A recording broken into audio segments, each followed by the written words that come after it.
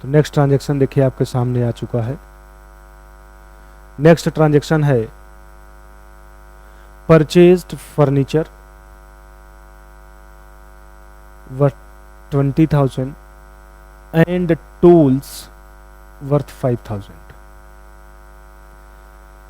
आप यहाँ पे दो आइटम परचेज कर रहे हैं, एक फर्नीचर परचेज कर रहे हैं एंड सेकेंड आप टूल्स परचेज कर रहे हैं 5,000 का। तो फर्नीचर तो सभी लोगों को पता है कि फर्नीचर असेट होता है, रियल अकाउंट में आएगा, और रियल का रूल कहता है बिजनेस में आएगा तो डेबिट और बिजनेस के बाहर जाएगा तो क्रेडिट। यहां पर फर्नीचर यदि आप परचेज कर रहे हैं तो सोचिए ये फर्नीचर बिजनेस में आएगा कि जाएगा, तो आंसर होगा आएगा, तो डेबिट होगा। इन हो रहा है तो मीन्स डेबिट होगा। कौन? फर्नीचर। और इसके साथ ही साथ आपने टूल्स भी परचेज किया है। तो अब हम बात कर लेते हैं टूल्स क्या होता है। तो टूल्स की अगर हम बात करें तो टूल्स मीन्स होता है बिजनेस में जितने भी मशीन यूज हो रहे हैं उन मशीनों को रिपेयर करने के लिए यूज किए जाने वाले छोटे छोटे इक्विपमेंट, जैसे रिंच हो गया, टेस्टर हो गया, पिलास हो गया, इन सब की अगर हम बात करें तो ये टूल्स के नाम से लिखे जाते हैं। तो बिजनेस में ये जो टूल्स है ये भी असेट ही होता है, वैसे छोटी वैल्यू की होते हैं इसलिए इनको एक कॉमन नाम टूल्स दे देते हैं, ये भी असेट होते हैं। कौन से अकाउंट में आएंगे? रियल अकाउंट में आएंगे, और रियल का रूल कहता है बिजनेस में आएगा तो डेबिट एंड जाएगा तो क्रेडिट।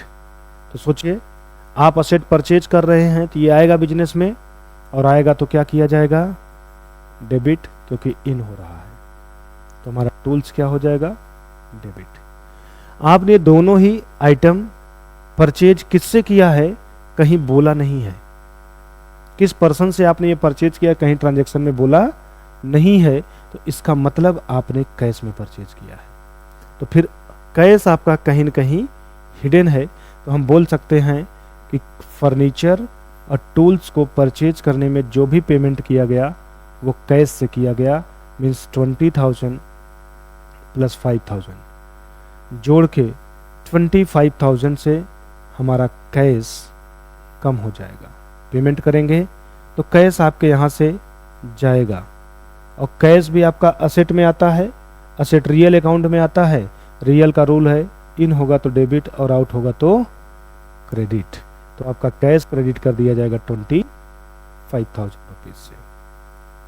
तो ये हमारा रूल जैसा बोलता है वैसा ही कर भी दिया हमने। रूल्स की बात करें तो ये देखिए आपके सामने तीनों अकाउंट के रूल दिखाई दे रहे हैं।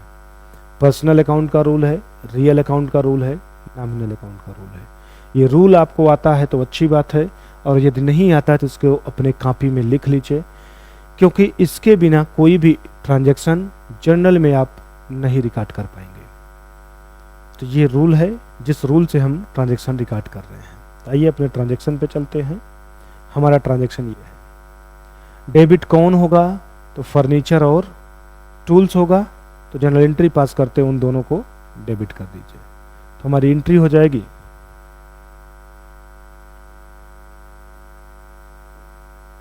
Furniture account debit,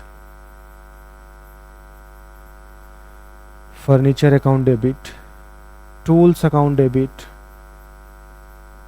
and credit कर देंगे कैश को, टू कैश अकाउंट। क्योंकि ये दोनों असेट थी जो हमारे बिजनेस में आ रहा था तो दोनों डेबिट होगा, तो दोनों डेबिट हो गया 20,000 एंड 5,000 से, और इसके बदले में पैसा जा रहा है तो टू कैश हो गया 25,000 से। नरेशन हो जाएगा being furniture and tools purchased. आपने फर्नीचर एंड टूल्स परचेज किया, ये आपका ट्रांजैक्शन रिकॉर्ड हो गया। तो इस तरीके से किसी असेट को परचेज करने पे क्या एंट्री करेंगे वो आपने देख लिया। इसको आप लोग नोट कर लीजिए।